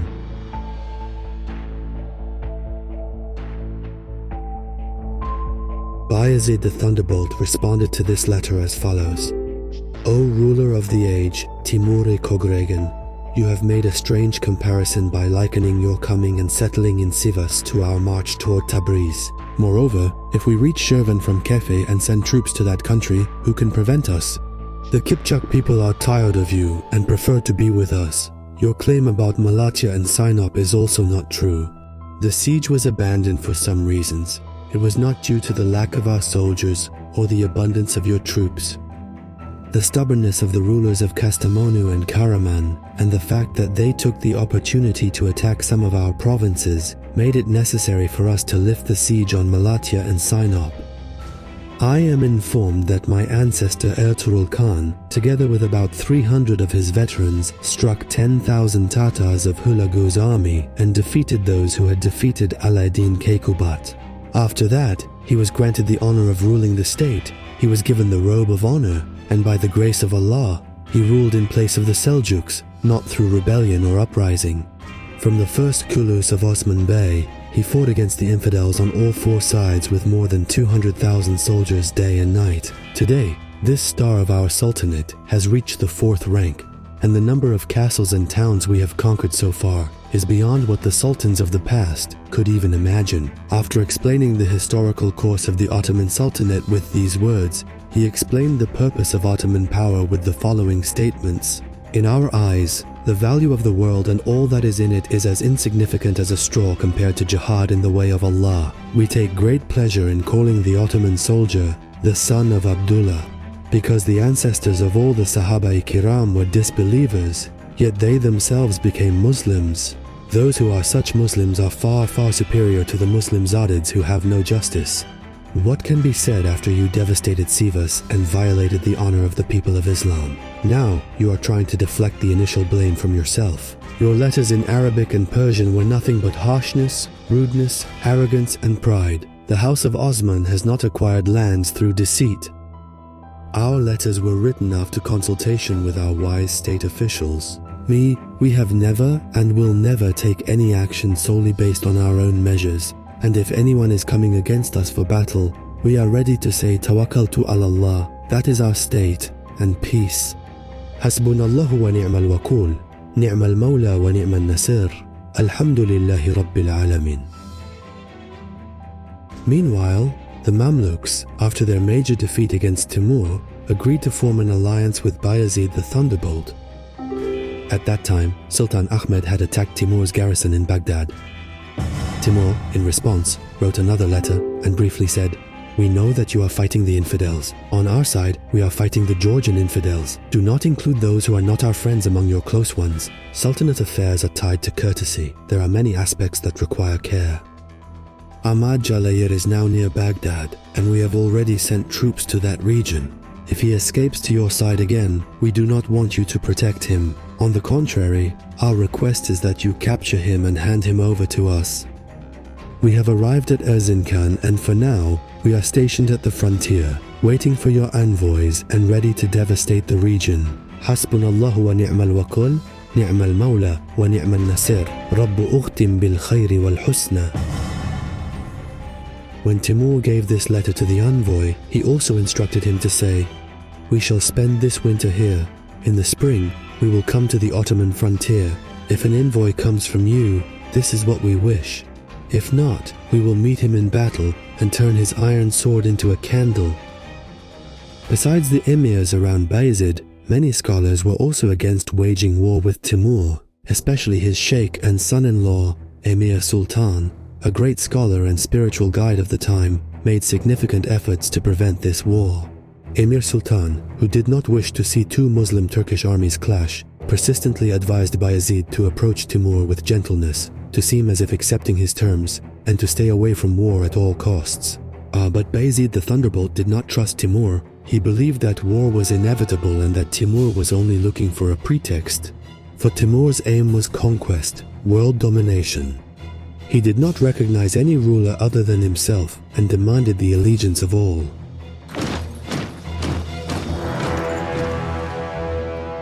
Bayezid was not wrong in his assumption.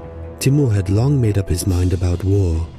He had pretended to seek peace only to delay Bayezid while gathering all his forces. Once large armies arrived in Tabriz from Samarkand, the decision to go to war was confirmed and action was taken.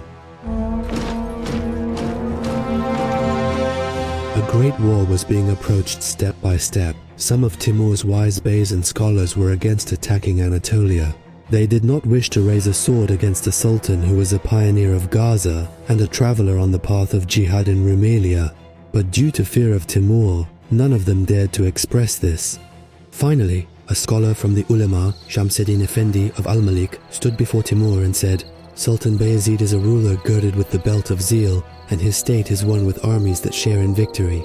His sharp sword is a scourge upon the Franks, and his pearl-scattering hand is a most precious treasure. He is a sultan who has drawn the reins of his endeavors to the path of expedition and jihad, and has set his head to protect the borders of Islam. To fight with such a Shahanshah is to fight with a ruler who spreads the religion and implements the way and rulings of the Prophet. It is neither worthy of your state, nor in accordance with the sentiments of the hearts of your powerful lords. Even if the winds of victory blow in our favor, in reality it will cause the enemies of religion to rejoice. Time will quickly bring about the collapse of this state, perhaps even its extinction." Timur hesitated in the face of these words. At that time, a comet appeared in the sky, and he called the astrologer Abdullah bin Lisan and asked for the interpretation of this celestial event. The famous astrologer, "If the comet appears in Burki Hamel, the army coming from the east will attack the Greek sides, and the Greek ruler will be captured." With this comment, he reported that Timur would be victorious.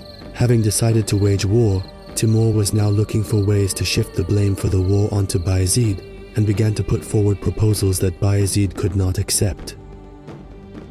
المملكة منابع سلطنة كباب فلك والحكام في الزمان Bayezid Bahadur Khan, I have been working for peace until now, and finally I came to Sivas. Worried about not giving an opportunity to the infidel and destroying the lands of Islam, we took our revenge on the Mamluks by going to Damascus. While the rumors were circulating that you were ill, we took this as an opportunity and ignored it. However, you took the opportunity to come to Erzincan, which was under our control, and offended our governor. Our man Mutahattin wrote to us that you regretted it in order to make peace, so we trusted and sent letters several times in the hope that a treaty would be reached for peace, but you became more and more rigid, until the word that we and our soldiers were infidels, and infidels worse than infidels, became a household word. Your envoys, Sungur and Ahmed, have been with us for a long time. They know our Islam and faith. Our goal was to head towards Kefe and Crimea, but we had to turn back from Shirvan and reach that direction again through Erzincan. Our request is that you inform us that Sivas, Malatya, Elbistan, Erzincan and Kema have been ceded to us with a strong covenant name before our soldiers enter your cities. I am not opposed to peace, and I am committed to it. A copy of this treaty should be kept sealed in Bab al-Haram in Makkah al-Mukarramah, so that it will be revealed who has and who has not abided by this treaty. This letter was sent with Sungur, Ahmad and Haji Bayazid. Alhamdulillahi wahdah, wassalatu ala Sayyidina Muhammad wa alihi at-tayyibin at-tahirin, wassalam wal-ikram.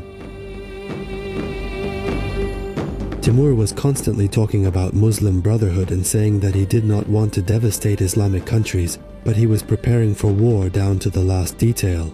From the beginning until the moment he moved to clash with Bayezid, Timur was always making demands, and in every letter he always spoke in a high tone. However, there was no legitimate reason for Timur to demand land from the Ottomans. He only wanted Bayezid to submit to him and acknowledge his power. In his response, Bayezid essentially said, "If Ahmed Jalayir returns to the Ottoman lands, you have asked me to deliver him to you, along with Kara Yusuf. The sword shall not be drawn against a guest who enters this mansion, and those who take refuge in this land shall not be harmed." It is unmanly to drive away someone who seeks refuge, and especially to hand him over to his enemy. Even Hulagu Khan did not ask the Sultan of Egypt for the Abbasids who fled there. He gave up on such petty demands. Surely, this friend of yours cannot offend your memory by protecting one or two people who have suffered the slap of fate. What we desire is that you withdraw your hand from Sivas and its surroundings. Doing so will be taken as a sign of your goodwill. Yet in any case, no one can escape the decree of Allah, and we have no fear of anyone. If harsh words are to lead to conflict, let it be known that the first letter full of severity came from you. If flattery is expected from us, know that our dynasty has never begged anyone but God. Both victory and defeat are among the traditions of the saints. Enough words have been spoken. It is not possible to prevent the excuses of those who seek war. Whoever starts the strife on either side shall bear the burden. وكفى بالله شهودا بيننا وبينكم ورزقنا وإياكم خيرا ما قدر حسبنا الله ونعم الوكال نعم المولى ونعم النصير والسلام والإكرام.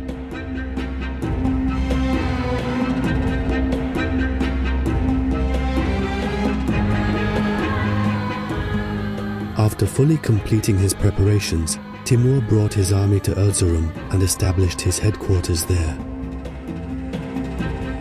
A careful examination of the course of events shows that the one responsible for the war was not Bayezid, but Timur himself. It was Timur, not Bayezid, who initiated the attack. As Timur waged wars of conquest and advanced westward into eastern Anatolia, he encountered Bayezid.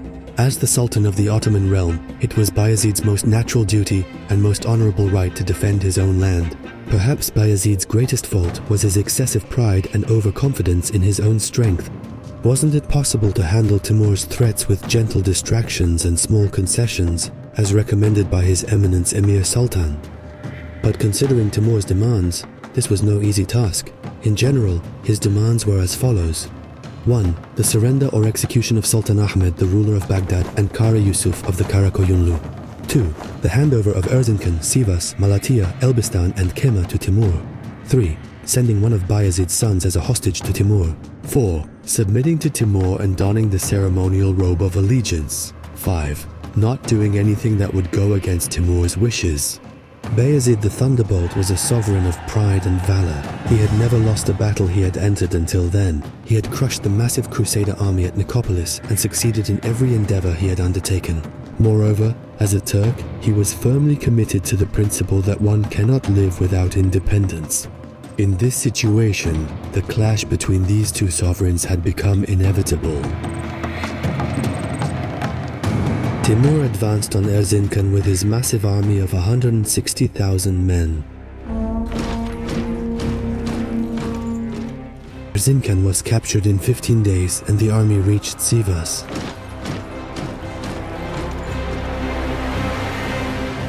Timur, who wanted to cunningly win over the Kara Tatars, of Mongolian descent and present in the Ottoman ranks, sent Emir Fazıl to them. He succeeded in winning them over by promising principalities from the conquered territories.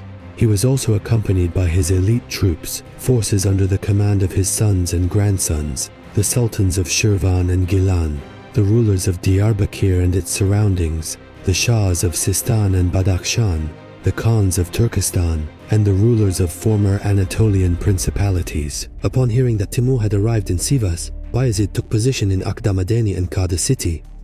He planned to ambush the mostly cavalry-based enemy army in rugged mountainous terrain and then attack. Timur recognized this danger and deemed it unwise to move his cavalry through mountainous areas. Since most of Bayezid's army consisted of infantry, Timur wanted to wear them down and strike while they were exhausted. So, he avoided a direct clash and turned toward Kayseri. After looting and plundering the city of Kayseri, he seized the farmlands of its people to provision his army. Timur then moved on to Kırşehir, carefully avoiding a raid, and headed towards Ankara, the center of the Ottoman camp. He arrived in Ankara before Bayezid and began besieging the castle. Bayezid, who had intended to fight the battle in the mountains due to the majority of his army being composed of infantry, gathered his commanders to discuss measures after learning that Timur had not gone to Tokat and was following the Kızılırmak Bend. Grand Vizier Ali Pasha proposed staying in the mountainous region and wearing down Timur's army by ambushing and raiding from the hills, and then fighting the final battle at a suitable location. But Hoja Firuz proposed to immediately march upon Timur in order to save Anatolia from his tyranny and destruction. Because with every passing moment, the Ottoman people were being massacred. Bayezid, deeply affected by the Sivas disaster, accepted Hoja Firuz's proposal and swiftly marched toward Ankara to intercept Timur. Despite the fact that most of his army were infantry and exhausted, he still pressed on to catch up with Timur.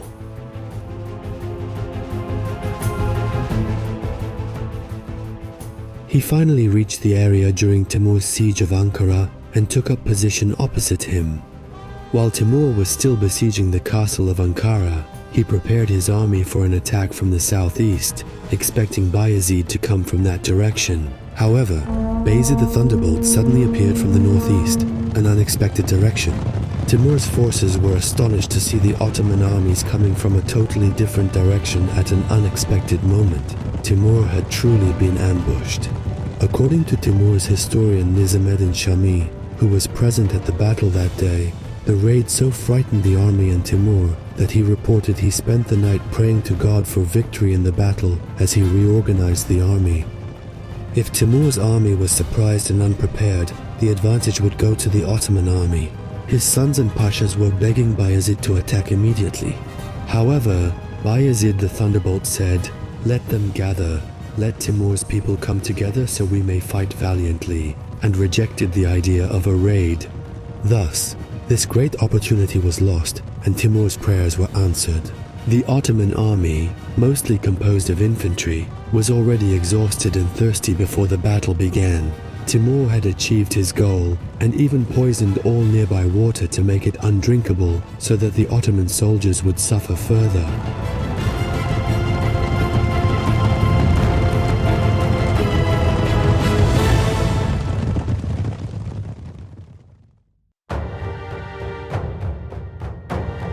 Bayezid's hesitation at the start of the war gave Timur extra time. He immediately reorganized and redeployed his forces in front of the Ottomans.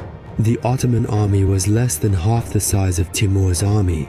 Against the Ottomans, unlike any of his other enemies, Timur had gathered his best armored troops, and his army numbered 160,000 men.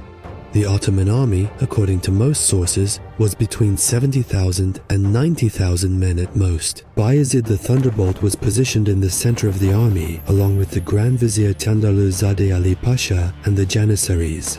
Prince Isa, Prince Musa, and Prince Mustafa were positioned in front of the Sultan along with the Azabs. On the left flank were the Rumelian troops under the command of Prince Suleiman and Hoka Firuz Bey. On the right flank were the Anatolian troops under the command of Kara Timotash Pasha, the Beylerbey of Anatolia, with the Serbian troops under the command of Serbian King Stefan Lazarevich, and the Kara Tatars, who had secretly joined Timur before the battle. The Kipchaks and Turkmens who had defected from Timur and joined the Ottomans were positioned on the left wing under the command of Evrenuz Bey. Prince Çelebi Mehmed was at the rear of the army with the reserve forces composed of the Timariot Sipahis of Amasya, Tokat, and Sivas. In Timur's army, the central forces were divided into two and assigned to Emir Tilal and Omar Sheikh. Myran Shah was on the right wing and Shahrukh was on the left wing. Halil Sultan and Suleiman Shah were on the second left wing, while Sheikh Nuddin, Burunduk, and Mutahartan, the ruler of Erzincan, were on the right. The second line of forces was divided into two parts, one commanded by Emirzadeh Sultan Hussein and the other by Emirzadeh Abu Bakr. Kara Yuluk Uthman Beg of Ak Koyunlu was positioned behind the forces led by Abu Bakr. The reserve forces were under the command of Mehmet Sultan. Timur was positioned at the center of the second line of the center. In front of the army, 32 elephants brought from India were lined up. Among the Anatolian beys who had taken refuge with Timur, Isfendiar Bey, Mehmet Bey of Menteşe, Aydınolu, and Yakup Bey of Germian were also PR sent with their elite troops. Both armies were fully prepared to fight each other fiercely. Muslim Turks made up the backbone of both sides. Timur had arrived in Ankara earlier and was rested. Bayezid's army was exhausted. Since most of Timur's army was cavalry, it had greater speed and mobility. In addition, Timur had numerical superiority. As a result, before the battle began, the overall conditions were in Timur's favor. This great confrontation, one of the most important pitched battles in history, began with an attack by Miranshah on the right flank of Timur's army. The dust raised by Miranshah's cavalry nearly made the battlefield invisible.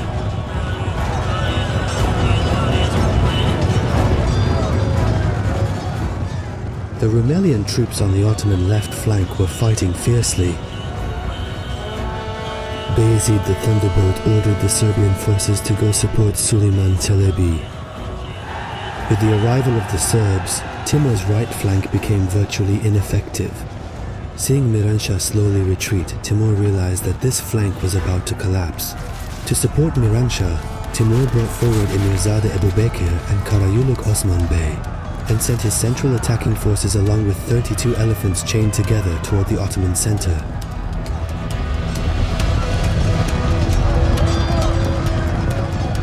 The Azaps in the front lines met Timur's center as it advanced toward Bayezid the Thunderbolt, but the Azaps were helpless against Timur's elephants. While the elephants trampled the Azaps, the Janissary archers were aiming and shooting arrows at the elephants. Timur's chained elephants and Samarkand's armored cavalry had neutralized the Ottoman central attack.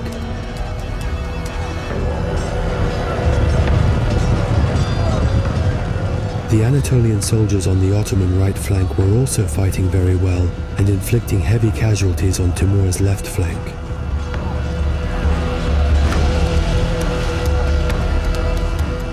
The Kara Tatars suddenly switched sides and came to Timur's rescue.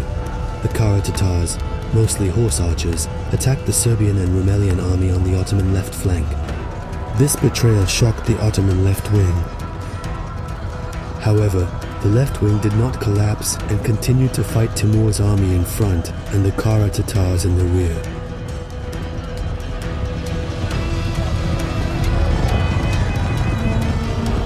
When Timur saw that his left flank was melting against the Anatolian soldiers on the Ottoman right flank, he sent reinforcements here as well. Timur had also sent his former Anatolian beys here. Some of the soldiers on the right flank were from lands whose principalities had been conquered by Yildirim. It was not long before they warmed up to the Ottomans. Moreover, their beys were on Timur's side. The former beys were waving their flags and calling for their soldiers from the ranks of Timur. In response, the soldiers of the principalities of Aydın, Karaman, Menteşe, Germian and Saruhan switched sides and joined Timur's army, striking the other Anatolian soldiers from behind.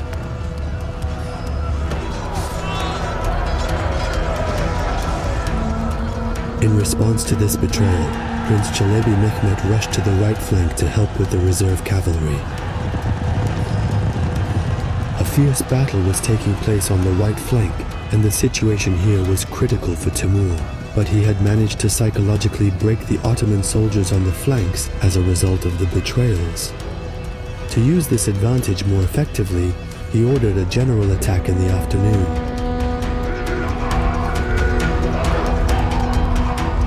The whole army rushed at the Ottoman soldiers like raging waters. Despite the retreat and subsequent deterioration of the Ottoman flanks, Bayezid's center still held firm, and the Janissaries fiercely resisted. Many elephants were killed in the center, and Samarkand's troops began to weaken. But the Ottoman Sipahis had broken down, and the burden of the battle fell on the infantry.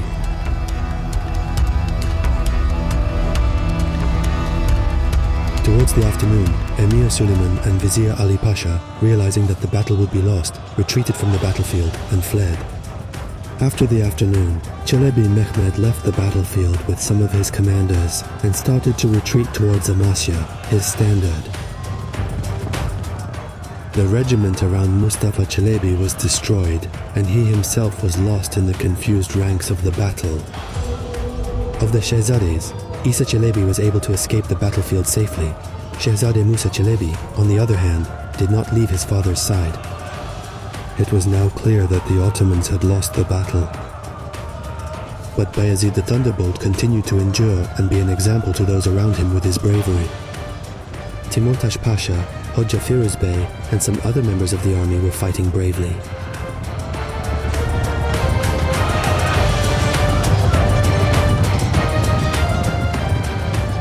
In the evening, Bayezid the Thunderbolt and the remaining troops withdrew fighting to Çataltepe. Only a force of 10,000 Janissaries remained around him. Timur's forces had surrounded the hill with 70,000 men. The Janissaries told the Sultan, "Do not leave us. Until the last soldier remains, no one shall touch even a hair on your head." Finally, as night fell, Bayezid and the Janissaries launched one last attack to break through the enemy encirclement. Meanwhile, Bayezid's horse was struck by a mace and collapsed to the ground. The Germanid soldiers who leapt upon Bayezid recognized him, tied his hands, and brought him to Timur's tent.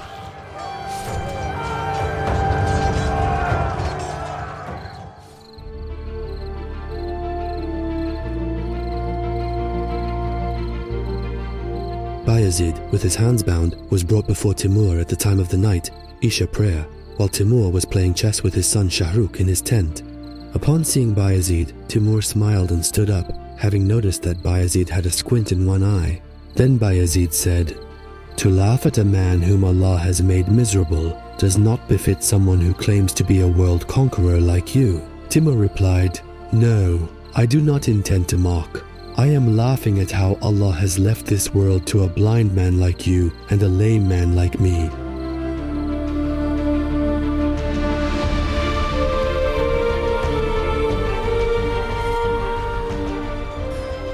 Thus, the Battle of Ankara ended in Timur's victory. In this clash, which was one of the greatest field battles in history, both sides suffered casualties amounting to 50,000. Timur sent a conquest letter to King Charles VI of France and King Henry IV of England, declaring that he had defeated the Ottoman Sultan, whom they had failed to overcome at the Battle of Nicopolis.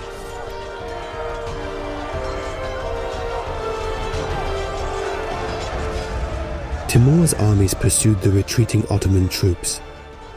Prince Suleiman, who fled with the largest number of soldiers, quickly reached Bursa, took his wife and children with him, and left Bursa with his army. While Prince Suleiman was fleeing, some of the people of Bursa, who heard that Timur's forces were coming, fled to the coast and some to Uludağ. When Timur's cavalry reached Bursa, they captured most of the people who had fled toward the coast. Among the captives were also highly valuable scholars. Timur's forces, having occupied Bursa, plundered homes and the palace. All the treasures in the Bursa palace fell into Timur's hands. Then they set fire to the city. Since most of the houses were wooden, Bursa was quickly ruined. Bayezid's daughters and his wife were taken captive. Timur's soldiers attacked and pillaged all across Anatolia. They gained much booty and wealth. In the Battle of Ankara, Timur not only defeated the Ottomans, but also aimed to dismantle the Ottoman state by returning their Anatolian lands to the former Beys. The Beys, whose lands had been seized by Yildirim Bayezid, regained possession of their former territories thanks to Timur. Moreover, Greece was lost in Rumelia, the vassals had declared independence, and the Ottoman borders in Rumelia, which had once extended to the Adriatic Sea, were pulled back to the east of the Pindus Mountains. Thus, the remaining Ottoman territories in Anatolia were reduced to the lands around Amasya, Tokat, and Çorum, as they had been in the time of Orhan Gazi. Timur also advanced toward Izmir and captured the coastal city known as Gevur Izmir, which was under the control of the Knights of Rhodes. Yildirim Bayezid had planned to conquer the city during his first Anatolian campaign, but postponed the conquest, calculating that the Latins might provoke the Balkan principalities. Soon afterward, news came that Yildirim Bayezid had become seriously ill. It was already known that he had been in poor health even before the battle. His captivity further worsened his condition. Timur personally appointed his own physician to treat Yildirim Bayezid. But all efforts were in vain, and Yildirim Bayezid passed away on March 9, 1403, at the age of only 47, due to whooping cough. When Emir Timur received the news of Bayezid the Thunderbolt's death, he is reported to have said the following words: "Alas, the world has lost a hero." He then sent his body to Bursa for burial with a ceremony worthy of his honor. He then released Bayezid's relatives who had been held captive and withdrew from Anatolia with an enormous treasure. He left behind a fire and chaos.